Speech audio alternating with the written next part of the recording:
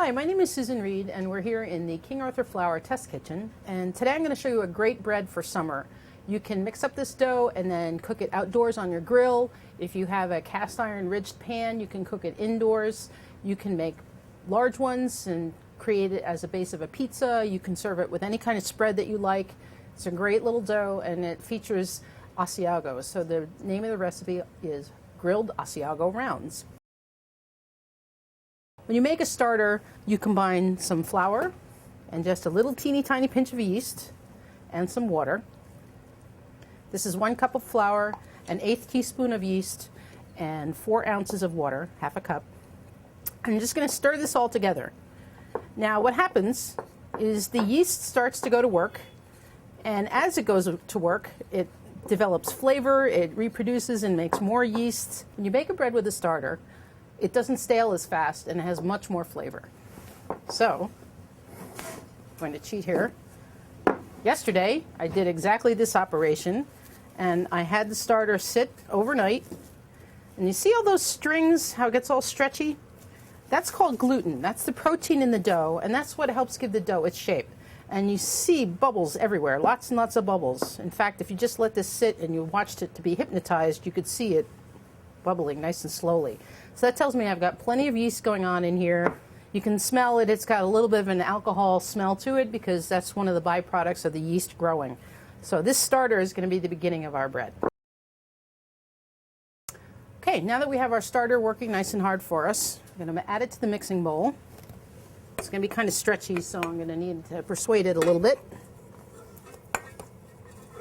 In it goes.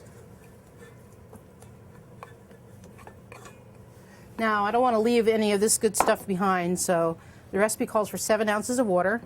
So I usually put that into this bowl and pick up the rest of that flavor instead of leaving it behind. And that's going to go in the mixing bowl. There we go. To that, I'm going to add 1/2 cup of semolina flour, some salt, 3 tablespoons of olive oil, 2 teaspoons of instant yeast. You can use active dry. Just let it sit at this stage for a little bit longer so that the active dry yeast softens up and starts to work. And then we're going to add some bread flour, 1.5 cups of Asiago cheese, grated,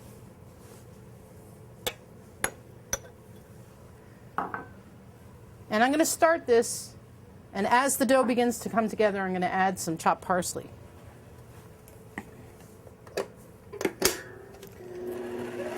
So this is going to take a minute for the dough hook to get everything brought together and persuade it to talk to each other. It's going to get moistened.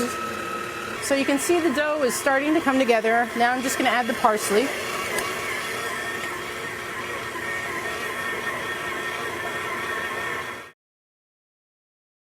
Our dough has had about an hour to rise, and as you can see, it's nice and big and puffy looking, and it's got some nice bubbles going on in here.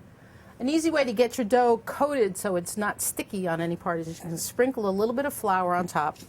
I'm going to take, this is called dough scraper, not a bench scraper, a dough scraper, and just tuck it in all the way around, and this deflates the dough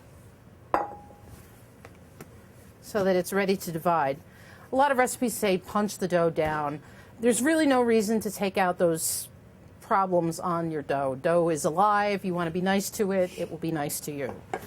So I'm going to put a little flour down here, and I'm going to divide this into 16 pieces. So I'm just going to cut it. 16 is easy because it's always halves of halves. So each half that I cut in half, that's 2, 4, 8, and then when I cut this in half again, I'll have 16. So that's simple enough.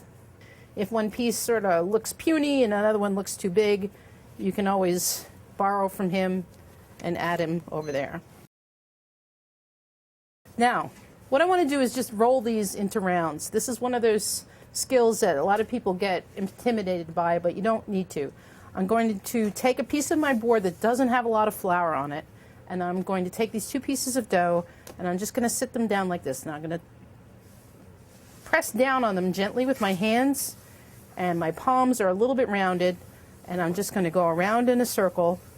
And what happens with that is the moisture in the dough sticks to the bottom, and it gathers itself into a nice ball, and it makes a little belly button on the bottom. So this is how you can round things up to make portions. If your dough starts to stick, you can put a little tiny bit of flour down, but you don't want to get it too dry, or else the dough won't have anything to grab onto. Now here I want to use a little bit more flour than I did before. I'm going to take these first 2 guys. I'm just going to press down on them a little bit with my palms. Another trick I forgot to tell you about. Put flour on your hands and not so much on the dough. That way you won't add so much. I'm just going to squish some of these guys down a little bit. And this is a French pastry pin. It's tapered, but this I found is the best tool for making these nice and round. And you want these to be about 4 inches in diameter. So I'm going to let that rest a little bit. And if I decide before I grill it that I want it to be a little bit bigger, I can always just tease it out a little bit more.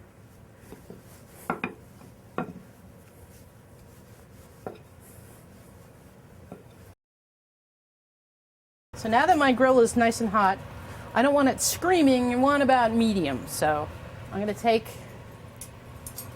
our Asiago dough.